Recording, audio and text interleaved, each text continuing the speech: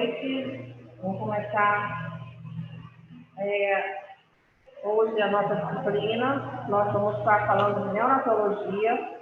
No final, eu vou estar falando das atividades que a gente vai fazer para levar para a clínica na próxima segunda-feira, dia 26. Tá?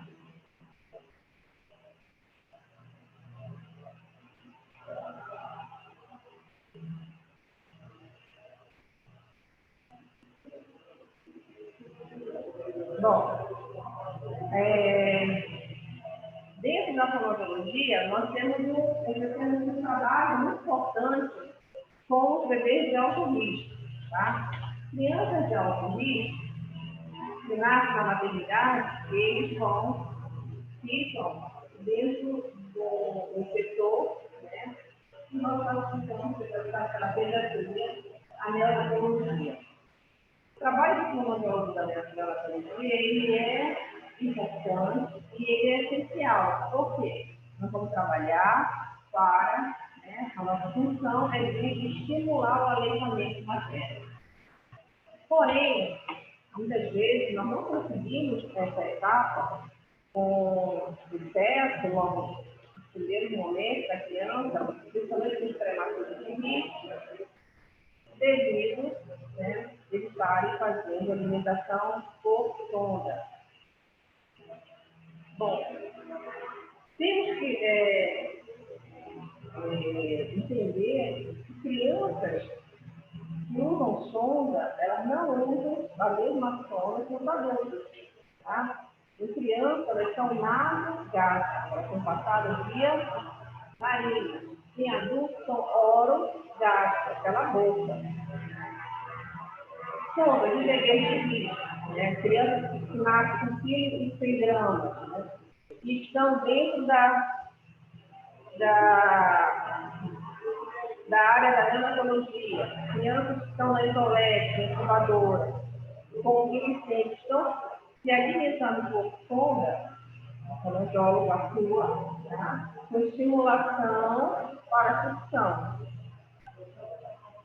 Em hospitais, amigo da criança, como aqui nós temos aqui, a gente faz referência que é Santa Casa, a criança ela não sai da sonda e em nenhum momento vai para a mamadeira. Por quê? Existe um corpo de profissionais de fonoaudiologia inseridos em equipe onde a estimulação à sucção ela é feita, mesmo que retire a sonda, tá? Ele já tinha reflexo, ele vai tomar ou pelo copinho ou fazer a mamada com o aleitamento materno.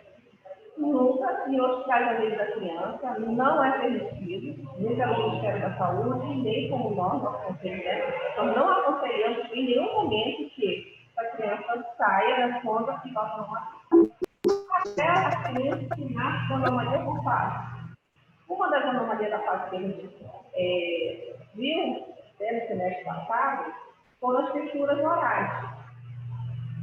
Lembra daquela aula que a gente falou de fendas palatinas, fendas orais? Crianças que nascem com fenda, principalmente a fenda bilateral, do lado de palavra, ela consegue fazer o aleitamento materno.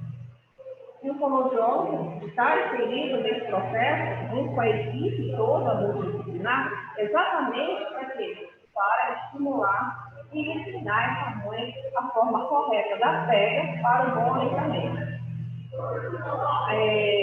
Todo o programa de segurança da criança, a Sociedade Brasileira de Pediatria, tem feito ao longo principalmente dessa década, um trabalho com bebês de alto risco, para quê? Para ser bem sucedido e deverá ser iniciado durante a internação hospitalar. Não é aconselhável que a mãe saia de alta de uma maternidade, principalmente de maternidade de grande porte, e vá ter a orientação do fonoaudiólogo da equipe. Então, assim, é primordial que tenha, hoje a gente sabe que o trabalho é feito dentro da maternidade, principalmente amigo da criança. Esse trabalho do fonoaudiólogo, ele não é novo, tá? Ele já vem há muito, já vem comigo há muitos anos, não é nada que chegou, não tem inovação, não tem nada.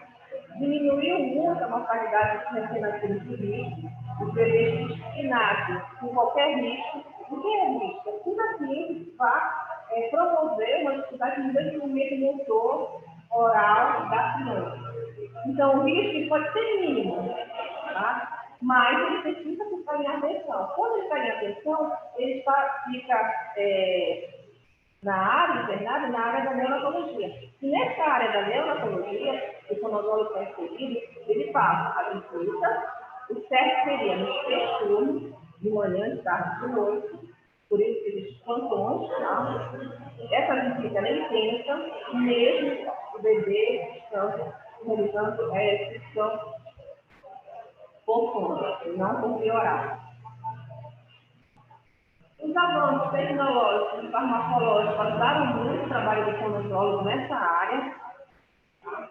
Principalmente os farmacológicos, né? Nós sabemos que hoje existe, né, medicações que auxiliam a promoção da sucção, que auxiliam que a mãe também não fique com déficit no leite. Melhorou a sobrevivência, né, dos bebês normais, ou até os que estão sem sequela. Por exemplo, uma criança que nasce, a mãe tem sofrimento transnatal, por exemplo, né? Ela entra em sofrimento. E o bebê passa do momento e ele nasce, faz uma nota. De repente, fez uma nota mais ou menos de 40 minutos, mas essa nota foi sucesso. E aí pode nascer com comprometimento neurológico. E esse comprometimento neurológico, ele vai ter uma sequela, principalmente no nosso criança com paralisia cerebral, no nosso PC.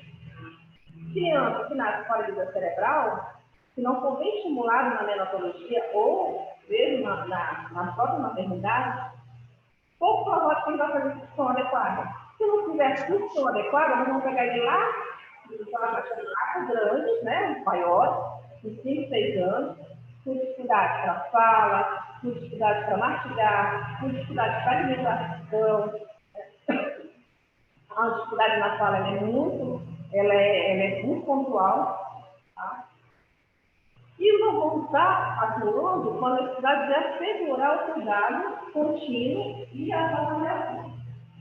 As avaliações vão ser de acordo com cada quadro neurológico ou cada quadro de uma criança que sai de aula.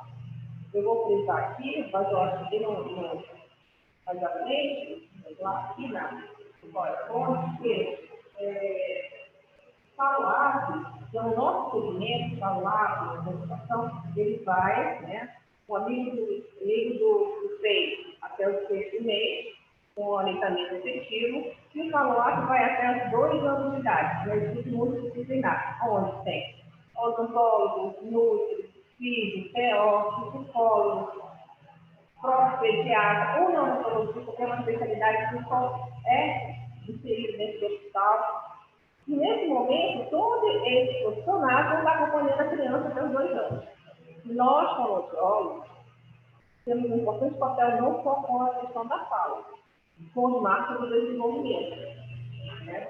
Nós sabemos que até o 6º mês, né, nós vamos estar, de acordo com o Ministério da Saúde, o orientamento materno efetivo. Paralelo a isso, nós vamos começar trabalhando com a avaliação de tons e de reflexo. O reflexo de choro, o reflexo de moro, o reflexo de ficção, através dos pontos cardiacos, eu balanço para frente, o reflexo de redução e também saber a reação postural dessa criança. Se nós vamos manobrar com ele supina ou em tromba, se nós vamos fazer alinhamento ao aleitamento materno com ele, que posição? Se ele tiver uma anomalia craniofacial, nós vamos poder fazer ele totalmente em tromba. Temos que fazer um estudo, né? Então, tudo isso que nós, como audiólogos, vamos estar. Obviamente que a enfermagem, até algumas décadas atrás, sempre teve esse papel muito bem feito. Hoje, né, nós nos especializamos mais em gestão ambiental. É importante também falar, entender que para o APE, esse segmento, tá, ele faz o contato precoce com os pais, que é primordial, né, sempre ouvir esclarecendo, né, tem esse contato precoce. Por isso que, eventualmente, nós temos em alguns lugares, que é o Mãe Canguru, que é um método da Colômbia, onde a mãe aprende a colocar o bebê aqui, na região do peito, e tem os planos para fazer o canguru. É importante chamar de vínculo mãe-criança, e o Mãe Canguru hoje vai para o pai também. Tanto nos hospitais também da criança, pela Organização Mundial de Saúde, eles chamam a mãe e chamam o pai. O canguru, até uns 10 anos atrás, o canguru era só a mãe. Porque vem da Colômbia, é um método que veio, né, do país, tanto que a gente vê agora alguns indígenas aqui na região andando com eles. Aquilo ali é o mãe canguru. Só que a cultura indígena, a mãe canguru vai até a criança, a mãe der conta. Ainda deixou circulando ali na dúvida de uma né, da Venezuela, com uma mãe canguru, um menino grande, aquilo ali fantástico, que ela, né, que a postura dela estava, não sei que ela estava cansada. Mas na cultura deles, eles não abrem mão. Esse vínculo na cultura deles é importantíssimo, né? A gente sabe que ela não deixa a criança, né, de jeito nenhum, tanto que elas vão ali, né? Vão tentar pedir o alimento, né? Por quê? Porque a cultura, a mãe começa. Facilitar. Vou dar uma pausa aqui.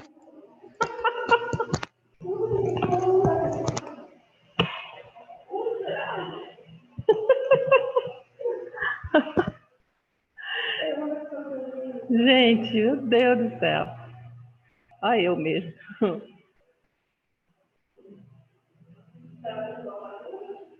Deixa eu ver aqui. Não, professor, como é que tá aqui?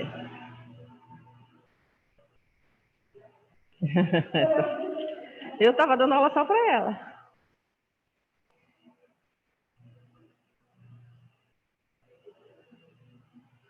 É o Zoom que eu estou procurando. É o Zoom.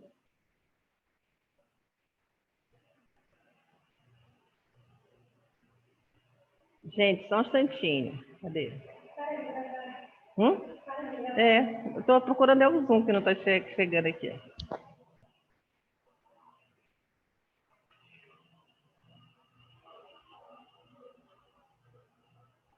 Essa foi boa.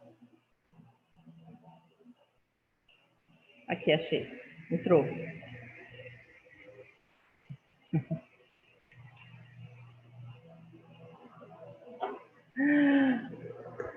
Boa noite, gente. Estão ouvindo?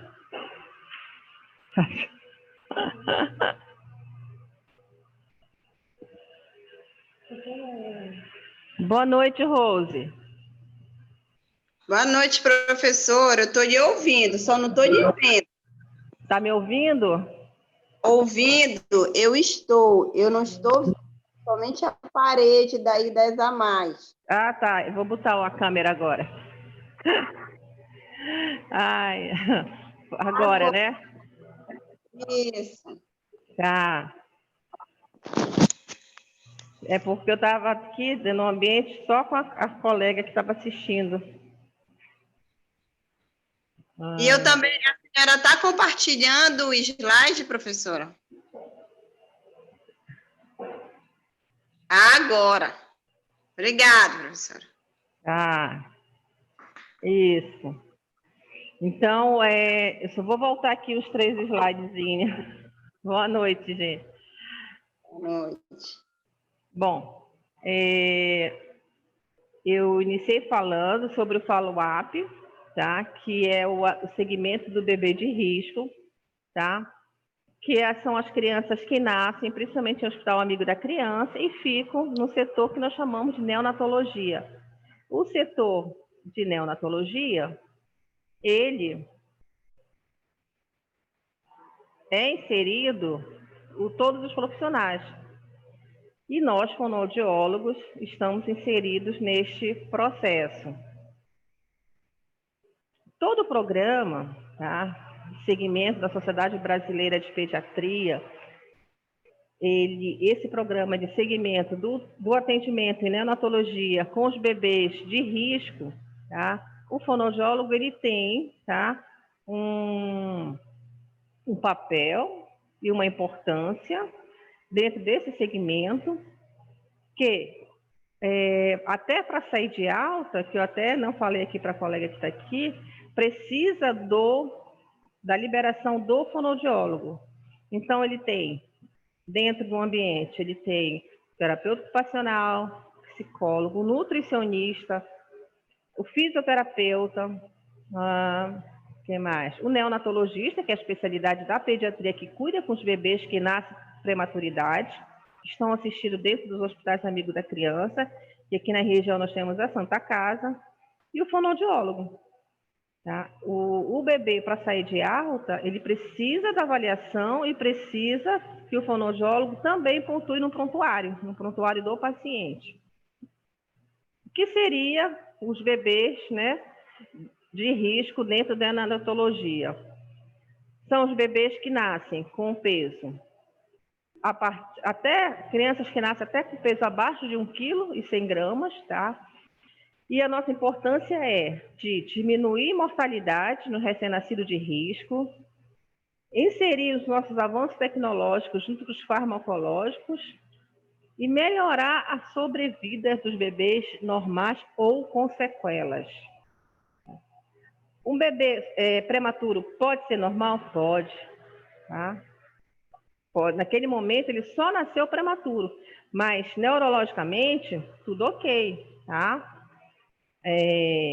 Apenas a prematuridade que dificulta na condução alimentar, na condição de sono, na condição de reflexo. Por exemplo, tem um caso na família de um sobrinho que nasceu prematuro de 7 meses. Nossa, ele era muito pequenininho, um sobrinho, filho de uma irmã, da minha irmã. Hoje, ele era pig na ocasião, ele era pequeno para a idade gestacional, né? E hoje o Rafael é um POG grandão, inclusive ele faz atividade, malha muito, ele é muito sarado. Eu fico lembrando, nossa, ele nasceu e não cabia nem na caixinha, não mamava, teve várias intercorrências, né? Foi uma criança de risco devido à prematuridade e hoje está aí, super tranquilo. Então, não quer dizer que um bebê prematuro vá todos ter alguma sequela, não. Porém, nós vamos estar inseridos na equipe para quê? Para ajudar na possibilidade de minimizar qualquer tipo de problema e, principalmente, estimular a sucção. A não nutritiva, que é quando eles estão fazendo a sonda, se alimentando pela sonda. Cabe falar também, não falei aqui no primeiro momento, que o leite que vai na sonda é o próprio leite que é retirado da mãe, tá? Então, a mãe ordenha, que a palavra é essa, ordenha, né? E ela ordenha no banco de leite e esse leite vai para a criança. Então, é o próprio leite materno.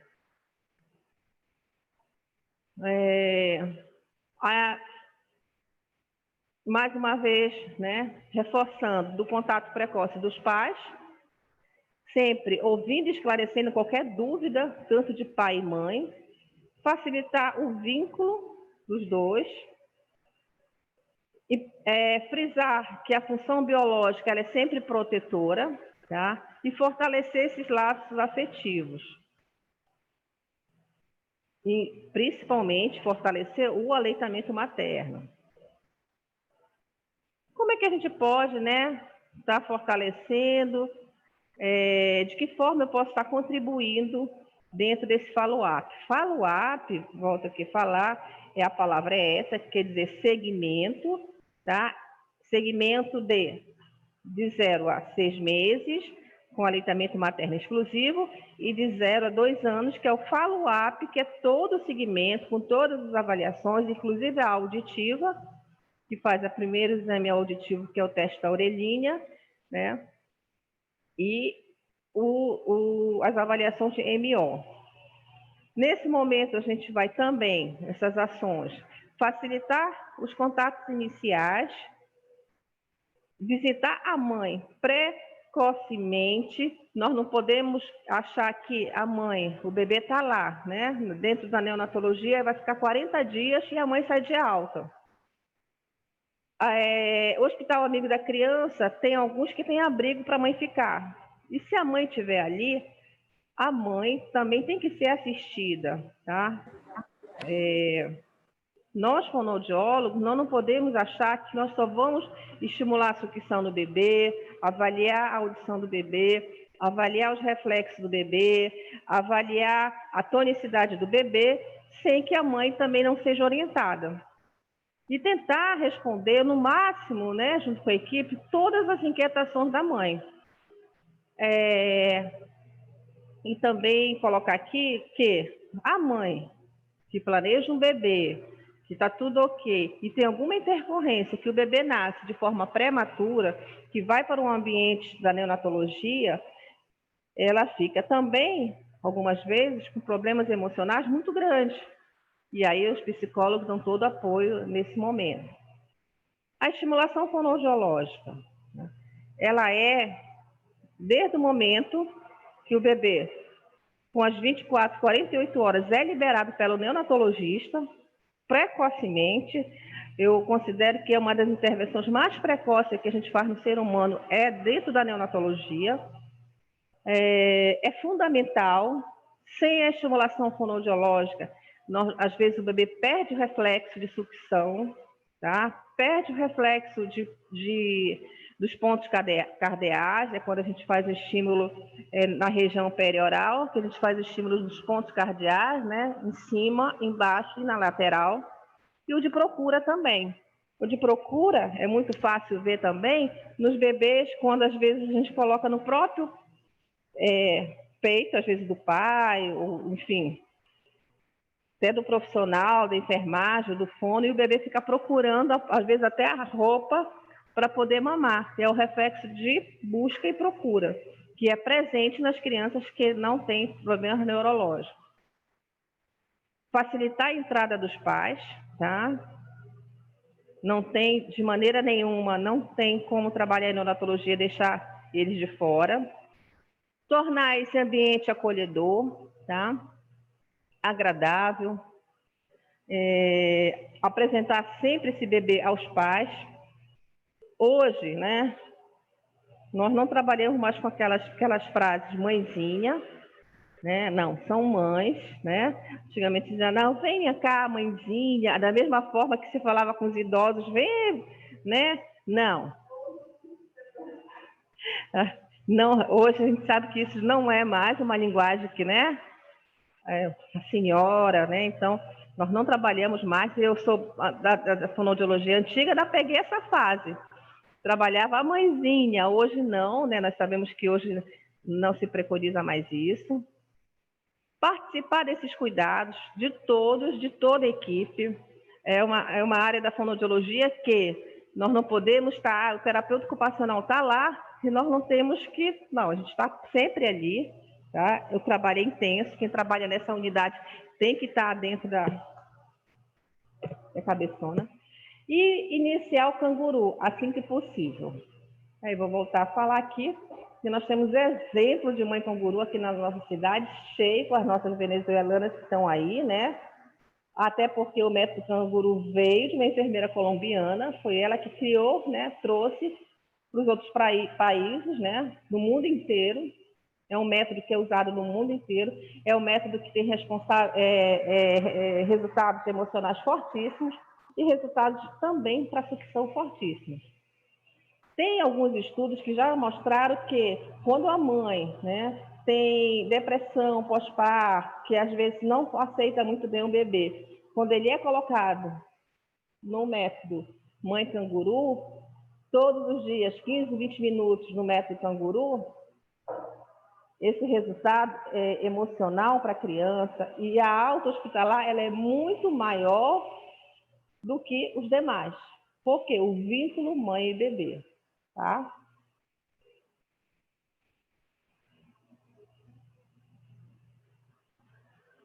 Os cuidados posturais. Aqui, tá? Tem que parar um pouquinho e relatar um pouquinho sobre as avaliações posturais que a gente aprende na fonoaudiologia, tá? Tonicidade, avaliação postural do bebê, cabeça. Então, tudo isso nesse momento tem que ser aplicado com este recém-nascido. Na verdade, o RN, né? Manter conforto com as posturas, flexão e orientação na linha média. Saber quais são as posições de prono, supino, tá? Bebê em prono, tá? Às vezes facilita, algumas vezes em supina facilita mais. Como é que ele vai manusear? Saber que nós vamos estar trabalhando com crianças de 1,1 kg, né? Que são os PIG, são os pequenos para a idade gestacional. São bebês que muitas vezes o profissional, se não estiver bem alinhado, fica inseguro até de pegar o bebê, o RN, tá? A regulação das suas funções fisiológicas, o melhor formato de cabeça, tá? Porque não tem como oferecer alimentação se não posturar a cabeça do bebê. E inibir padrões motores anormais. A turma de vocês tem um grande quantitativo de colegas que trabalham com autista, né? E autista tem o quê? Estereotipia. O que é a estereotipia? É um padrão motor anormal, né? E o padrão motor, né, anormal, muitas vezes, o bebê, quando nasce prematuro, ele pode apresentar padrões motores anormais, que mais tarde vocês vão ver isso na clínica do TEA, tá? Mas ainda assim, na fase da neonatologia, ele já apresenta. Esses cuidados posturais aí, né? Aqui, fecha um pouquinho, só para melhorar. Está todo mundo vendo a luz, essa daqui, para facilitar. Aí o pessoal do Zoom está vendo direitinho? Não foi esse. Está tudo ok aí, turma?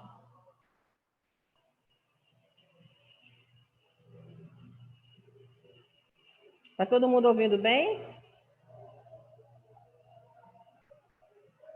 Ana Paula, você está ouvindo bem, Ana Paula? Glaucio, Jeane, Rose. Sim, oi, professora, eu estou lhe ouvindo bem, sem problemas. Tá. Obrigada.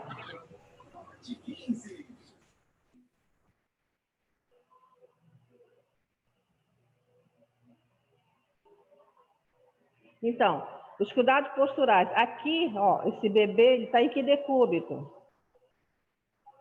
Prono supino.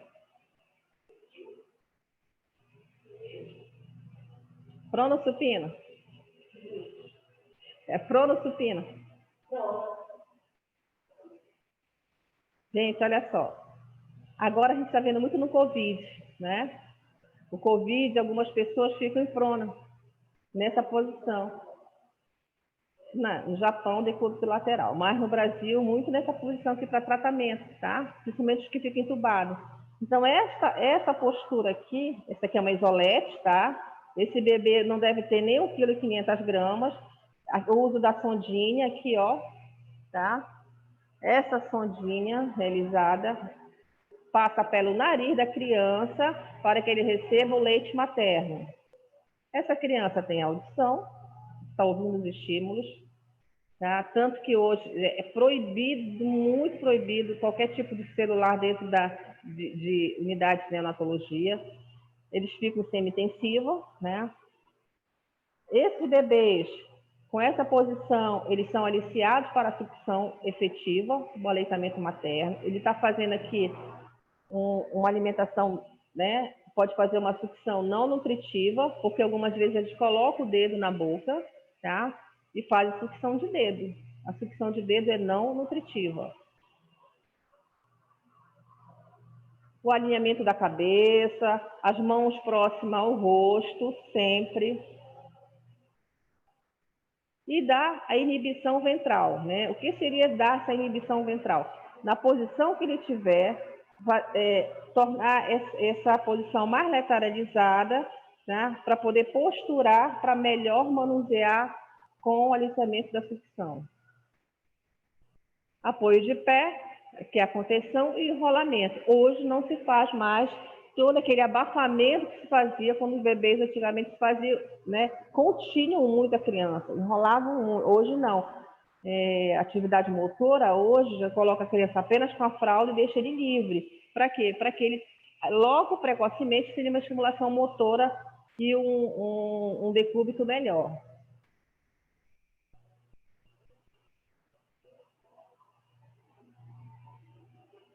O papel da equipe, né? E o fonoaudiólogo é inserido na equipe. Vou voltar a falar. O fonoaudiólogo na equipe de neonatologia, na equipe de maternidade, na equipe de hospital amigo da criança, ele é primordial, tá? Conhecer pais e bebês para esclarecer dúvidas, né? Então, se nós estamos trabalhando nesse segmento, nós temos que estar, tanto que nós temos hoje coach de aleitamento, assistentes de aleitamento, fonoaudiólogos que fazem só esse trabalho. Participar de toda a discussão clínica, inclusive com o médico responsável, que é o neonatologista. Orientar quanto ao manuseio, né? Manuseio carinhoso, nada de manuseio brutal, tornando o RN mais atraente possível, tá? É muito gratificante quando a equipe da enfermagem, os técnicos de enfermagem que fazem o banho do bebê, o bebê toma banho dentro da CTI, das unidades intensivas, e arruma essa criança, que a mãe chega, tem que estimular essa efetividade, tem que aproximar a mãe o mais possível, né?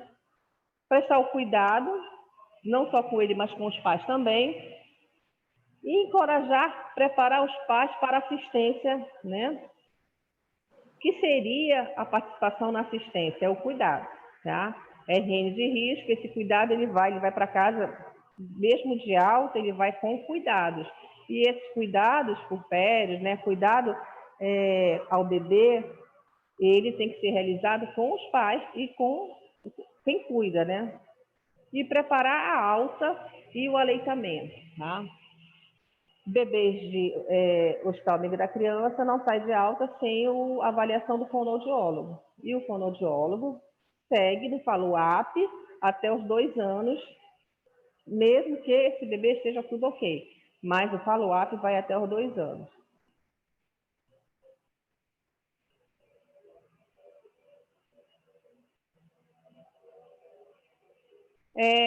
Quando, após a alta hospitalar, né, ele volta para o ambulatório, certo? No ambulatório de risco, tá?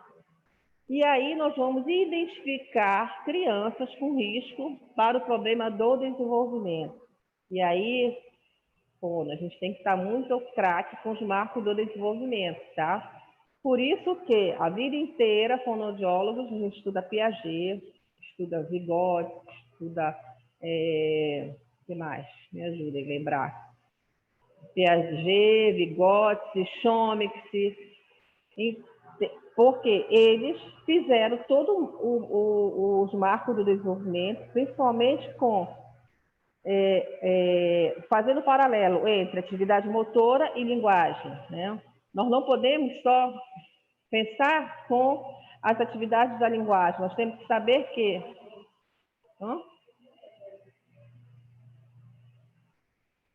Gente, só um minutinho aqui. Tá, sim. Tá gravando, sim. Tá. Garantir a continuidade da assistência, tá? Essa continuidade da assistência, a mãe pode lá para você, vou sair de alta, principalmente no hospital público, né? E eu vou ter essa assistência, por isso que o follow-up vai, sei lá, até os 2 anos, ele tem, por garantia do Ministério da Saúde, a assistência. Realizar exame físico. É só fisioterapeuta e TO? Não. Nós também realizamos o nosso exame físico. Avaliar equilíbrio psicoafetivo da família, tá? Porque se esse equilíbrio não tiver de acordo com o que nós possamos chamar de agradável, né, para aquele recém-nascido, para aquele RN, nós temos que pedir a intervenção e auxílio da psicologia. Acompanhar para detectar e intervir a qualquer momento e estimular o aleitamento. Sempre, sempre, sempre, né? Nós não prescrevemos mamadeiras, a não ser que seja uma anomalia de crânio facial, com um prejuízo muito grande, né, a esse desenvolvimento, à continuidade, à alimentação dessa criança, e aí nós vamos avaliar a possibilidade de uma mamadeira. Eu, enquanto fonoaudióloga, é no último do último caso que eu possa liberar uma mamadeira. Fora disso, não libera. Libera copinho, libera colher, né? Hoje a pediatria já tem todo esse gancho que eu sigo algumas pessoas, né, no Instagram, mães que foram recentemente, e os pediatras hoje estão fazendo um trabalho muito bom.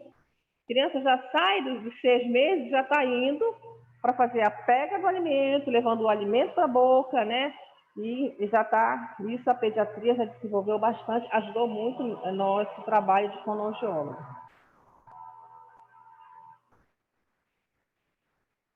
Aí, ainda continuando nos objetivos, observar a administração de medicamentos prescritos. E aí, daqui, pare um pouquinho e anotem no material de vocês, vai ficar gravado aqui, tem que dar uma lida nos farmacológicos em fonoaudiologia, tá? Porque alguns farmacológicos, algumas drogas medicamentosas interferem no ato da sucção. Tá? A sucção é um ato motor, certo? E alguma medicação inibe o reflexo de sucção ou diminui. Então, se a criança está tomando um farmacológico prescrito pelo médico, né, pelo neonatologista, geralmente o neonatologista conhece e não prescreve, mas, por exemplo, o pediatra que não é tão amigo de estimular a sucção, ele pode prescrever o medicamento, essa criança fica sem o reflexo de sucção. Tá? Então, é por isso que nós precisamos conhecer e entender, não prescrever. Nós não prescrevemos medicamento, mas temos que entender. Orientar e acompanhar tratamentos especializados. O bebê lá nasceu, né? Fez o teste da orelhinha e o teste ele não passou no teste da orelhinha, né? Então, a gente tem que saber que nós temos que orientar, fazer um BERA posteriormente, verificar, né? Procurar um profissional da área.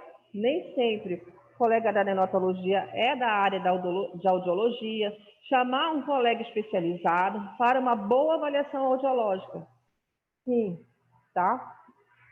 Por exemplo, eu não sou da área de audiologia, né? Então, se eu tiver que avaliar, não vou avaliar, não tenho conhecimento específico para isso. Orientar sobre as imunizações, né? Avaliar desenvolvimento neuromotor e cognitivo, tá? Aí, tá? Desenvolvimento neuromotor e cognitivo. Cognição em bebê? Sim. Cognição em bebê? Sim. Desenvolvimento neuromotor? Sim, tá? Criança com baixo desenvolvimento neuromotor vai ter problema de escrita. Criança com problema de cognição nas etapas do desenvolvimento, né? Porque agora a gente não vai falar porque está falando de intervenção MO.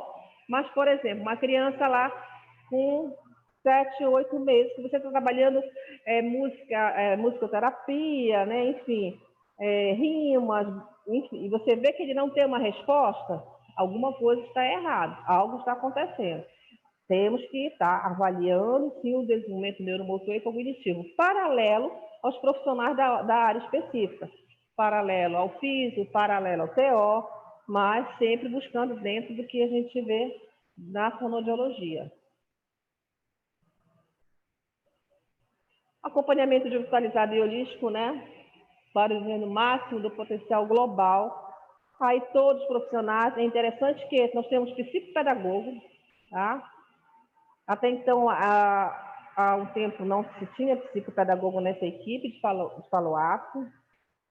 Os encaminhamentos, se necessário, neurologista, otorrino, oftalmo, ortopedista. Quais são as periodicidades dessa consulta? Vai depender de vários fatores, tá?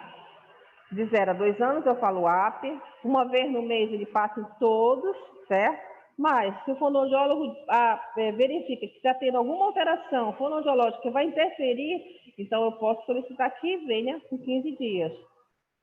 E o acompanhamento de 2,5 kg. Lembra que eu falei que o bebê que está lá, tem muitas vezes 1,1 kg. Quando ele vai para o ambulatório, ele já está com 2,5 kg, tá? Consulta pode ser individual ou coletiva, até devido à saúde coletiva, atenção primária.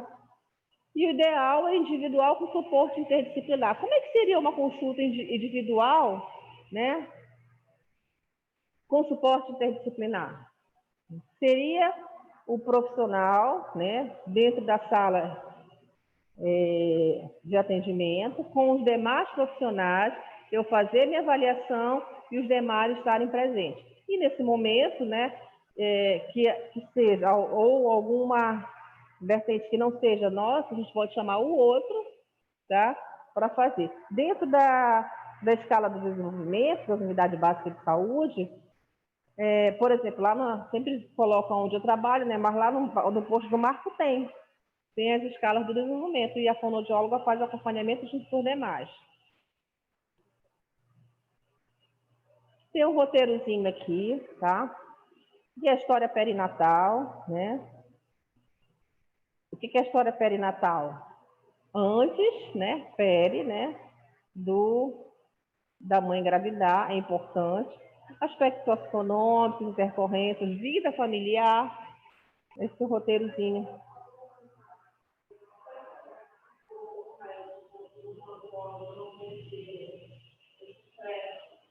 Peri. Na hora que a gente for para a primeira, né? Perguntar para a mãe como é que foi, né? Se a gravidez foi desejada, teve alguma intercorrência, né? Você só descobriu mais tarde. Então, enfim, todo esse histórico é importante. Espere antes, né? No pós-natal é quando o bebê já nasceu, tá? A vida... Alguém tá com fone, o áudio ligado. A vida familiar, a impressão da mãe sobre a criança, isso a gente pode perguntar de uma forma bem agradável, né? Nós não podemos falar de uma forma agressiva, mas como é que você vê se o neném nasceu prematuro? Como é que você viu no primeiro momento? O que você sentiu, né? Qual é a sua expectativa? O que você espera? Como é que você vê, né? Como é que foi o primeiro dia? Se teve amamentação, se fez canguru domiciliar, né? O canguru, ele não é só dentro da unidade, nós incentivamos que a mãe faça canguru uma vez no dia, em casa, tá? O método canguru, ele é eficaz, principalmente para o vínculo mãe e bebê. E as dúvidas que vierem para esclarecer, qualquer dúvida. E sempre enfatizando a importância para voltar, né, neste ambulatório, nesse segmento do follow-up. Na ficha de exame, as fichas de exame elas são muito padronizadas pelo Ministério da Saúde, tá? Geralmente nas fichas de exame vai ter a idade cronológica e nós podemos colocar a idade corrigida, tá? A idade cronológica é a data do nascimento e a corrigida é aquela que na avaliação você verificou, não, ele tem 1 ano e 2 meses, porém na idade cronológica, mas na corrigida que a gente faz a avaliação, ele está com 9 meses ainda, 8 meses. As vacinações, as dietas, né? As medicações farmacológicas, tratamentos, se faz reabilitação, quais são as intercorrências de tratamento e o relato da mãe sobre a aquisição da criança. Como é que é o relato da mãe sobre a aquisição da criança? Como é que de que forma que ele está iniciando, por exemplo, nós, né, sempre vamos voltar muito para a questão da linguagem, dos sons. Ele balbucia, né? Ele chamou primeiro papai, mamãe, faz carrinho com a boca. Então, são as aquisições da nossa área. A revisão de exames, aí a equipe, né, tanto anteriores como encaminhamentos. Aqui, essa avaliação do follow-up é uma avaliação já padronizada, tá? Os exames físicos objetivos, que os neonatologistas, que são os médicos responsáveis, fazem. Avaliação do sistema estomatognático, tanto o médico, como o enfermeiro, como o fonoaudiólogo faz. As neurofuncionais de tônus, né, são mais voltados para os fisioterapeutas e fisioterapia ocupacional, dos reflexos. A avaliação sensorial, nós, né, somos responsáveis pela avaliação da audição. Avaliação de linguagem, dependendo do padrão que nós vamos ter da criança que não vai chegar do follow-up, né? Qual tipo de avaliação, dependendo que eu vou utilizar. Se for uma criança que já venha com um diagnóstico neurológico, né, então vou ter que suprir vários itens na minha avaliação. A nossa avaliação de sistemas fonoaudiognáticos, a gente vai falar principalmente os reflexos de sucção e deglução. Bebê que não tem reflexo de sucção e não tem reflexo de deglução, ele tem o quê? Uma disfagia. Disfagias em recém-nascidos de risco no follow-up, tá? É sinal que algo maior ou de uma interferência mecânica, que é uma disfagia neurogênica, né? Uma interferência mecânica, pode ser um tumor, pode ser uma aplasia, ele pode nascer sem algum componente interno, ou ele pode nascer com um trânsito fechado. Tem bebês que nascem com trânsito de laríngeo fechado, né? Então, por que não está acontecendo? E se está com disfagia, né, dessa intercorrência, nós temos que ver que tipo de qualidade de vida nós vamos proporcionar a esse recém-nascido, tá?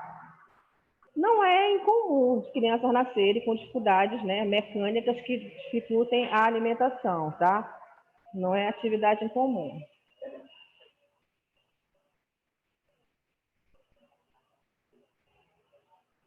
Alguns sinais de alerta no nosso exame, né?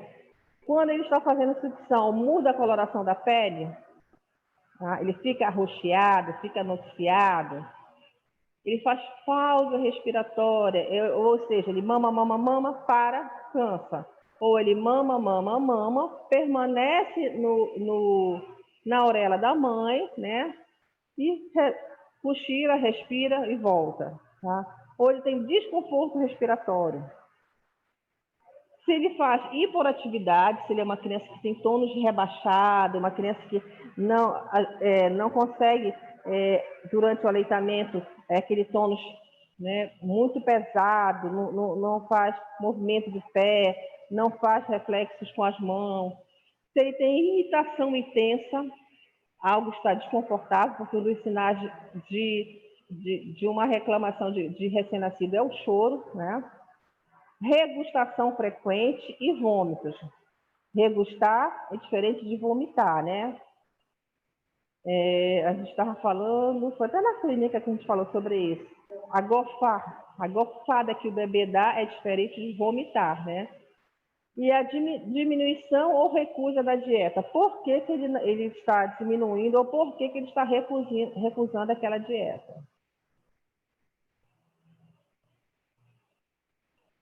Professora? Oi, Glaucia. Agora, me surgiu aqui um questionamento, porque assim, o filho de uma amiga minha, um bebê de 4 meses, ela reclama muito, ela comentou comigo, assim, que ele gofa muito, tipo assim, não é só depois da mamada, já passou, assim, 1 hora, quase, que ele mamou e tal, ele já fez aquela que ela bota, assim, para gofar, né? Já fez tudinho, aí ele tá de boa brincando, e de repente gofa novamente, isso que ela me falou, né? Que ele sempre... Uhum. Aí eu até pensei que ele tivesse refluxo. Pode ter com essa idade de 4 meses? Ele tem, ó, eu vou falar aqui para quem está aqui, a colega que está aqui. O bebê é um RN de 4 meses, ele mama e depois de 1 hora que ele mamou, que ele começa a ter a regustação, certo? Ele gofa depois de 1 hora. Mesmo ela tendo colocado ele logo após a mamada. É isso, Glaucio? Ai, meu Deus. Isso, professora, é isso.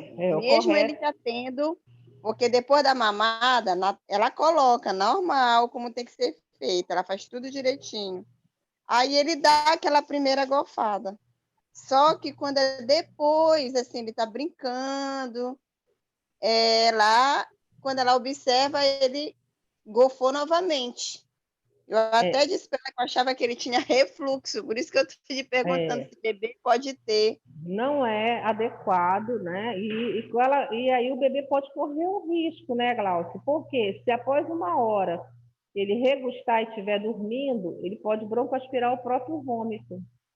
Isso não é incomum, tá? Então, se ele tiver, principalmente decúbito, né? Se ele tiver em supino, enfim, se ele tiver de peito para cima e regustar dormindo, e se não tiver alguém próximo, ele pode broncoaspirar o próprio vômito. Então, é Ela disse importante. que uma vez ele quase se afoga.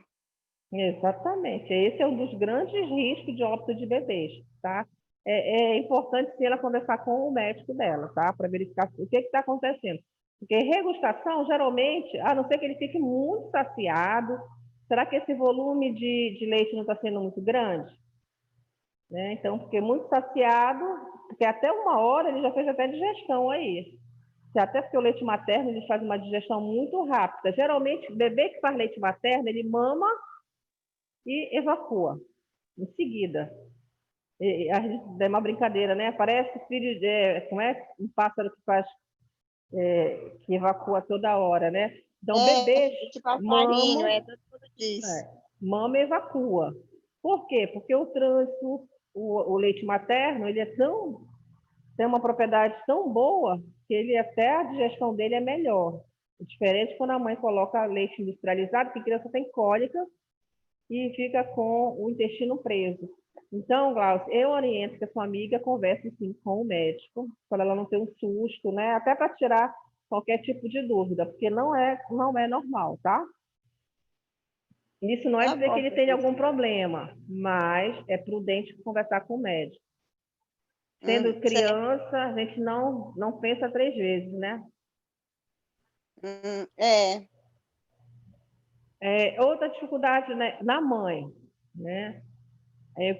Agora a gente vai falar de dificuldade com a mãe, tá? Choro constante, ausência de atenção ao bebê, grande distração nos cuidados, tá?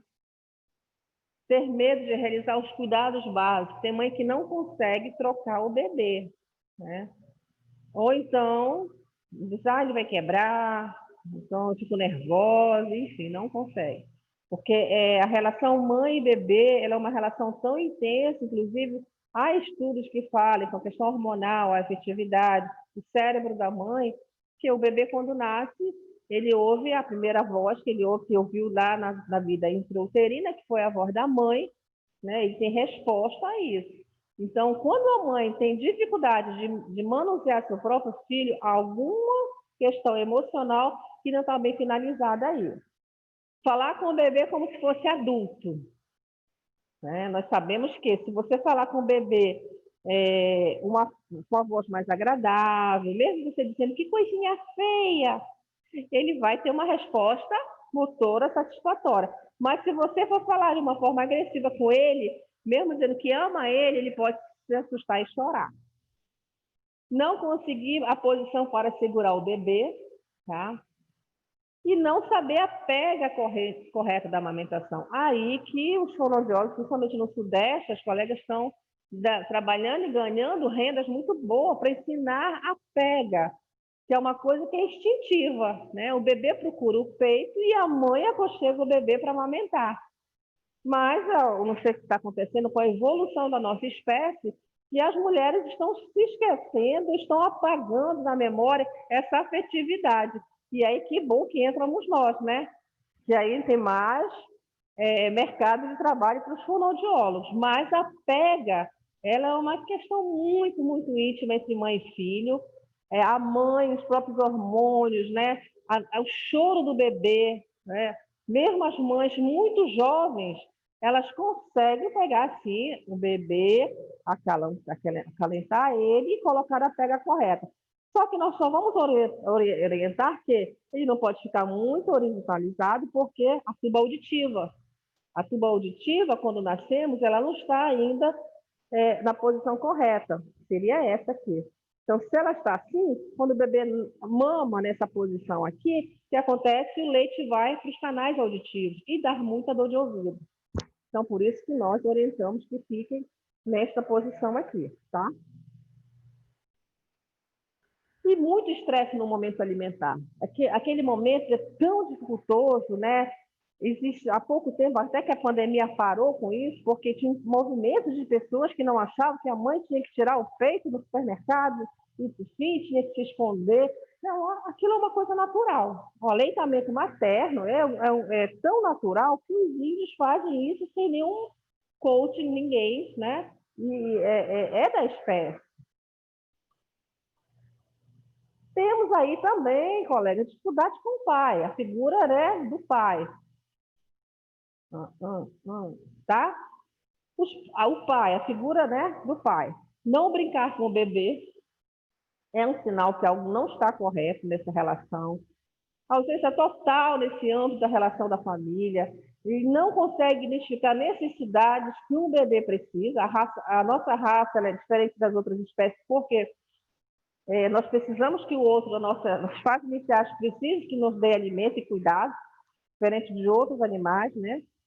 Não suportar o choro, algo está errado, e ter pavor em realizar o cuidado. Então, se tiver a figura do pai, né, nessa relação, que tenha toda essa dificuldade, temos que estar finalizando, chamando e identificando para que mais tarde não haja outros problemas. Quais são as causas possíveis de reinternação, tá? De bebês de risco? A Glaucia até falou agora, a apneia e a broncoaspiração, tá?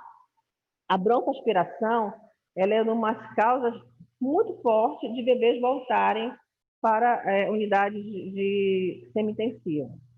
Problemas respiratórios, diarreia devido à desidratação, infecção de trato urinário devido à infecção bacteriana maior, ganho poderal insuficiente, ou seja, está abaixo do peso para aquela idade, ou perda de peso muito rápido no decorrer de 20 dias. Anemias graves com necessidade de hemotransfusão. Então, essas causas são causas da literatura, né, não são achados, né, que fazem com que exista uma reinternação em bebês de follow-up.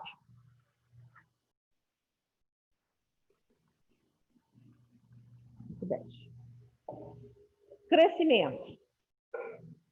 Né? Vamos lá. O que nós esperamos do nosso bebê, da nossa criança? É importante aqui, ó, tem 4 figurinhas aqui, né? Aqui, né, se espera, né? Hoje vi um meme interessante que tinha uma criança linda, que era o bebê Johnson, e o bebê Johnson hoje está velho. Então, uma pessoa de idade, um senhor muito feio, né? Aí, se até o bebê Johnson ficou feio desse jeito, imagina eu. Então, assim, todos os bebês nascem lindos, né? Principalmente aos olhos da mãe. Né? Então, de regra, os bebês todos são lindos. São iguais, né? São iguais, porém, na curva do crescimento, né, eles precisam, né, ter uma lordose, ter uma escoliose, né, e aí vai. Essa curva de crescimento aqui, que eu coloquei aqui, ela é muito proporcional e foi assim, meio que de propósito que eu botei aí. Para que exista uma efetiva mastigação, modo correto de mastigação, né, precisamos de ter um eixo corporal, tá? Por isso que nós trabalhamos tônus, né? Precisamos que a criança, não só para a alimentação, como para a escrita. Se a criança não tiver um tônus adequado, né? Você vê aquela criança que se joga na cadeira, né? Que se empurra para o lado, com padrão totalmente incorreto, nós vamos ter problemas, com certeza, de escrita, tá? Não que seja uma dislexia, mas dificuldade em escrita. Mastigação, aí pronto, sistema estomatognático não mastiga direito, não deglute direito, não tem posicionamento de língua, não tem eixo corporal, tá? Então, na curva do crescimento, nós somos fundamentais para orientar as mães. O que é um bebê PIG, né? Aí, é um bebê pequeno, anotem no material de vocês, para a idade gestacional. Onde que a gente vai ver essa terminologia de PIG? No prontuário. Na hora que a gente está lá, vai abrir o prontuário, a neonatologista, o médico colocou aqui, RN, PIG, blá, blá, blá, fazendo aqui, tá? Esse bebê é um PIG, fazendo alimentação, né? Por sonda naso, tá pela boca ou pelo nariz? Nariz, né? Nariz. Nasogástrica, tá, gente? Nasogástrica. A gente vê que é uma criança com o abdômen distendido por algum motivo clínico, alguma intercorrência, tá? Ele está com os reflexos bem, né? Reflexo de Moro, né? Tá bem livre. Então, ele é um bebê PIG, pequeno para idade gestacional. Nasceu ou prematuro, ou nasceu com 1,6 kg, né? Eles são proporcionais ou simétricos, desproporcionais ou assimétricos, tá? Então, anotem aí. Nunca mais a gente vai esquecer. Na hora que passar no estágio de neonatal, que vê a terminação lá, PIG, pequeno. E também tem o GIG, é o grande para a idade gestacional, que é GIG, tá? Mas geralmente eles são PIGs mesmo. Quanto ao desenvolvimento, né? O que queremos no desenvolvimento? Nós falamos de mãe, falamos de pai, falamos de reflexo, curva de crescimento, né? Fluxão. O que nós queremos, né, no desenvolvimento? Nós queremos que nosso bebê faça exatamente o que está aí, né? Sem mais nem menos, né? Que ele seja desse formato. Mas não chegam. Até porque se não tiver patologias, nós não vamos ter pacientes, né? Então, nós esperamos que, porém, nas etapas não estáticas das sequências encadeadas, no meu marco do desenvolvimento, são guias mais dados estatísticos. Quais são esses guias? São os guias que a gente que já tem naquela cartilha, não é cartilha. Quando a criança vai no posto de saúde, é a caderneta. Na caderneta tem o marco do desenvolvimento. Quem é a mãe aqui sabe que vai à unidade de saúde. Que já, não sei se consultório de particular tem uma caderneta onde tem o marco do desenvolvimento. Então, a pediatria vai acompanhando o marco do desenvolvimento. E nós, paralelo a isso, vamos também acompanhando, para saber o que nós queremos com a cada etapa. O normal vai ser uma maturação gradual, né, com controle postural, os reflexos primitivos, que são mordida, sucção, o moro, eles vão desaparecendo com os meses adequados, tá? Se ele persistir, algo está errado. Crianças neurológicas, os reflexos persistem, tá? Às vezes você vê crianças com paralisia cerebral, com 4, 5 anos, tem o reflexo de Moro ainda faz o reflexo de Moro, né? Crianças ainda com severidade neurológica, que você vai fazer estímulo na região oral, reflexo de mordida. Se a gente não tiver cuidado, eles podem morder a gente por reflexo, não por vontade. Que muitas vezes tem profissionais que dizem, eu não gosto de trabalhar com criança neurológica porque pode me morder. Não, ele morde por reflexo, não pela vontade dele. Detecção de desvios e os encaminhamentos possíveis, tá?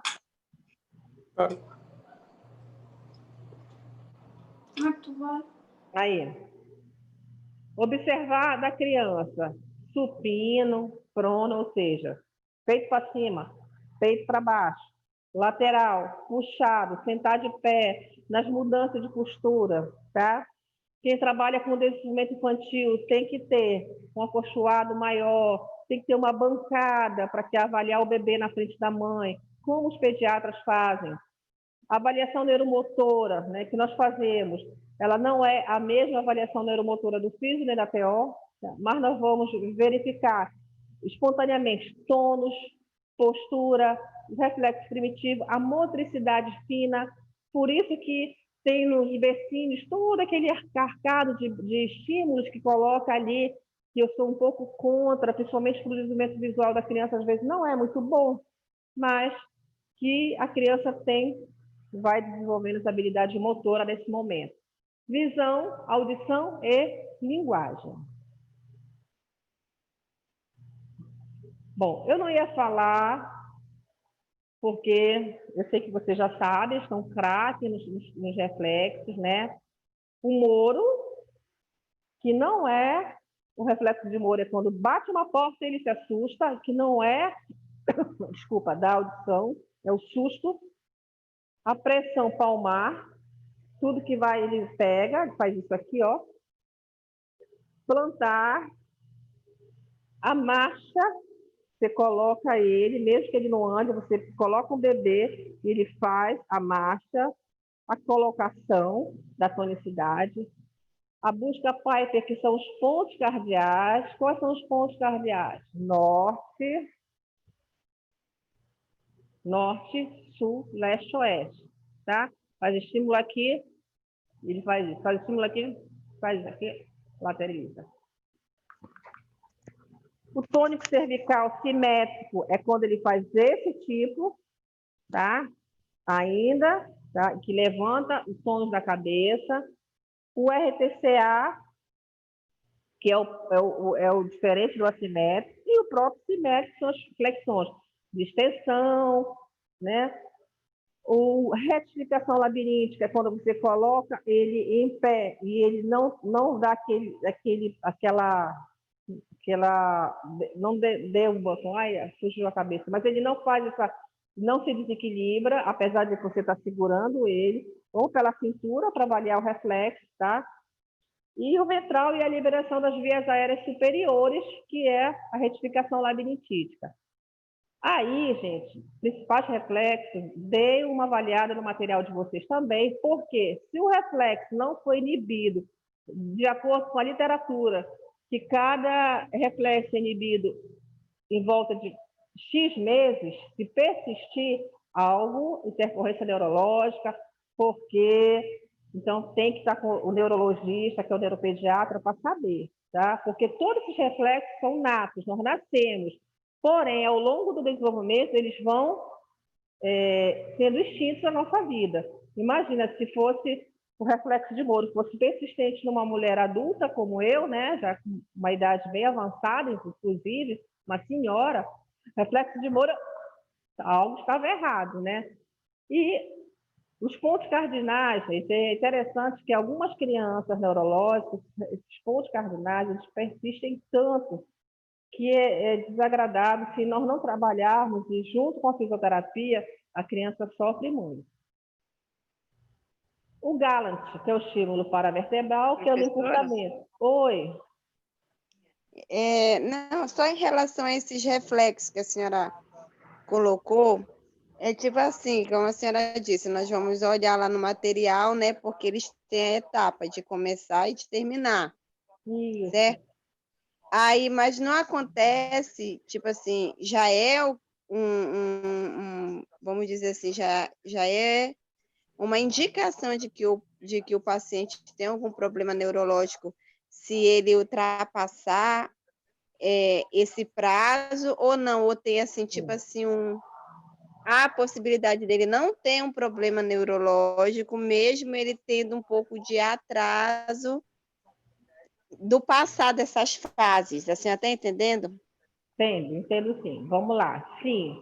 Primeira resposta, reflexo, quando passa do limite, né, da idade, né, por volta de um ano e meio, os reflexos todos já sumiram, tá? O de vômito, um reflexo, né?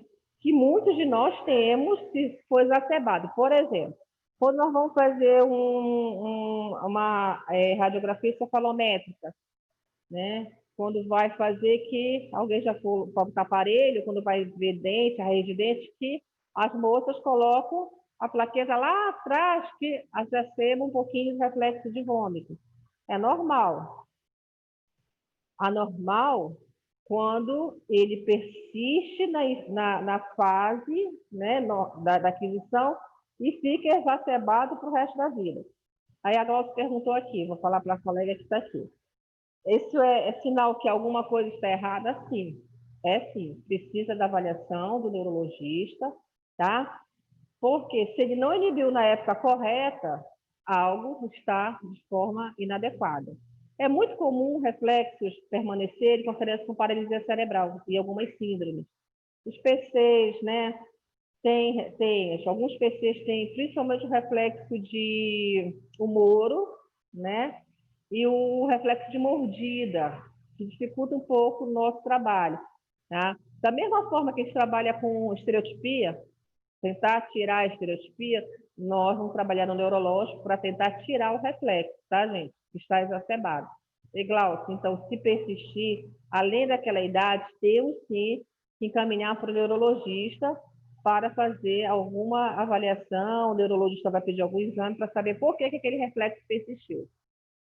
Certo, Sabe Glaucio? por que eu estou... Certo, professora, entendi.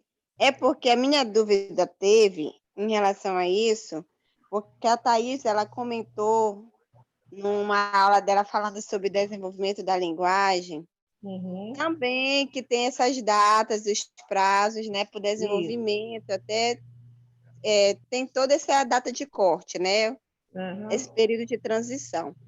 Aí eu contei para ela de uma situação de uma criança que ela completou 3 anos sem falar nada, simplesmente nada, só apontando. E quando a gente questionou, né, no meu caso, eu fui questionar e disse, mas tu não acha? Aí o que foi que a avó me respondeu, que foi para a avó? A avó disse, ah, não, isso é normal, porque o meu filho, que é o tio no caso, o meu filho só falou com também, depois dos 3 anos, como se fosse aquilo fosse genético da família dela, entendeu? Ela não viu isso como um atraso. É por isso que eu estou lhe perguntando isso, porque às vezes os pais, na hora da gente fazer algumas perguntas, eles às vezes até omitem certas informações, porque para eles, no entendimento deles, na visão deles, aquilo é normal, porque aquilo já acontece, é costume, a ocorrência na família. Nesse caso aqui, né, como é se tratando de reflexo, né, essa criança que você citou não tiver nenhuma alteração de reflexo, nada motor, tem que saber o porquê desse atraso de fala. Mas no caso de reflexo, tá, a gente, por obrigação, é encaminhar a criança para avaliação neurológica. Porque se não inibir naquela data certa e persistir, automaticamente ele vai para a fase adulta, já com um quadro para ser investigado muito maior, é muito mais difícil. Então, ele não vai ter um bom desenvolvimento, nem de cognição, nem de linguagem, nem de marcha. Então, os reflexos, dentro do limite, da idade e do tempo de inibição, eles precisam ser encaminhados na época certa. Agora, com esse caso aí da fala dessa criança, Glaucio, é muito estranho também, tá? Por que ela não produz fala? Ela não produz som? Tem que ter uma boa avaliação. Ela ouve, tem que fazer avaliação auditiva, avaliação de cognição, para saber por que ela não produz fala. Em algum momento ela deve produzir fala, sim. Talvez ela não tenha a fala espontânea, de forma correta, com nossa aquisição da nossa língua portuguesa. Mas ela deve ter som, né? Então, tem que verificar isso, né? Porque, às vezes, a vibração de ausência de fala pode estar ligada também à prega vocal, né? Se não tem prega vocal, algum problema aí, então tem que verificar. Quanto a essa questão antiga, que as pessoas dizem assim, meu filho, o tio dele falou com 5 anos. Aí você começa a conversar, tá, mas ele gritava, ele dizia, ai. Sim, ele falava. Então, tinha movimento, porque o que é a voz? O que é o som? O movimento de prega vocal é o som. A fala é o aprimoramento da nossa caixa na emissão dos fonemas, fonético, fonológico, né? Mas tem crianças que não falam, mas gritam.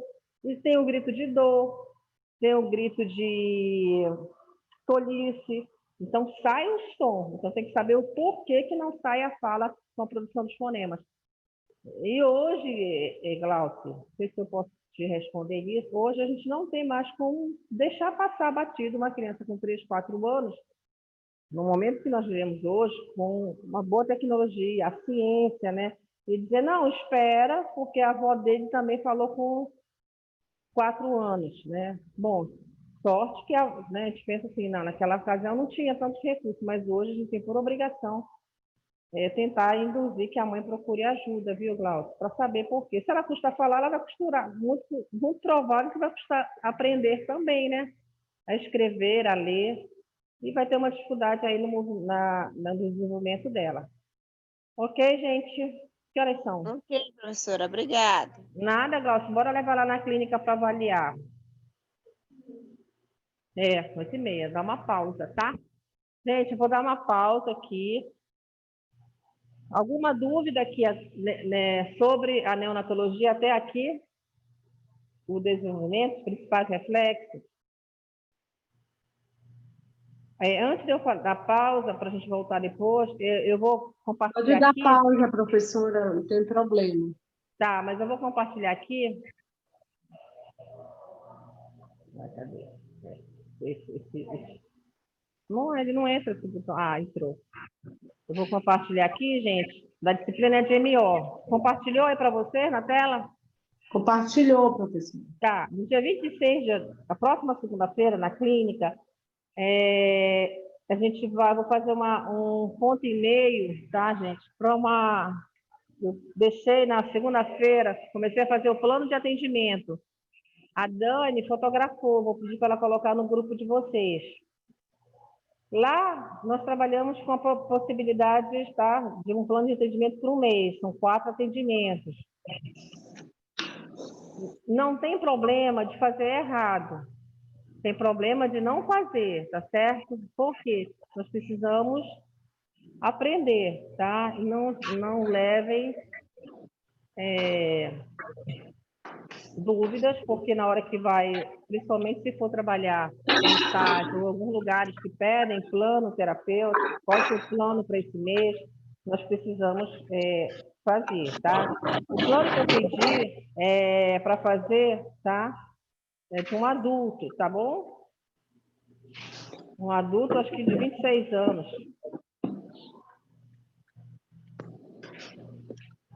As meninas que foram, fotografaram na queixa.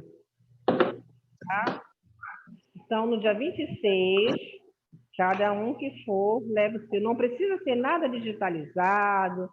Eu vou ter que digitalizar? Não. Pega a folha de papel mesmo e vai fazer seu planinho. Tá ok? Aí, quando for na segunda, dia 26, com uma pontuazinha da prática, é ponto de prática, tá, gente? Para somar lá para a nossa segunda verificação, DMO. Ok? Professora, mas dia 26, né, Recírio, vai ter normal? Recírio? Não, até Não agora tem. está normal. Tá normal. Se tiver impedimento, a Tchau. gente transfere para outra semana. Mas até agora está tudo ok. Não teve Sírio. Então, assim, não tem nada no nosso calendário ainda que impeça. Se tiver, a gente avisa, tá bom, gente? Tá Ok? certo, professora. No caso, senhora quer essas coisas que a senhora colocou aí no slide do desenvolvimento, aí as normalidades, às vezes é isso ou não? Não, não tem nada a ver com a nossa aula de hoje, não. Não. Neonatologia, não. A Dani está aqui. Ela colocou uma foto lá no grupo, eu acho que eu entendi o que é. Isso. É para fazer um plano de atendimento para o homem do sexo masculino e as queixas, ela fotografou a queixa, tá bom? Tá bem. É de Obrigada. MO. Tá bom. Ok, gente? Tudo bem? Então, daqui a pouco a professora de saúde coletiva chega, tá bom? Professora, tchau. Não vão Boa demorar. noite, professora. Até mais tarde. Um Até beijo para mais vocês. tarde. Tchau, Beijo. tchau.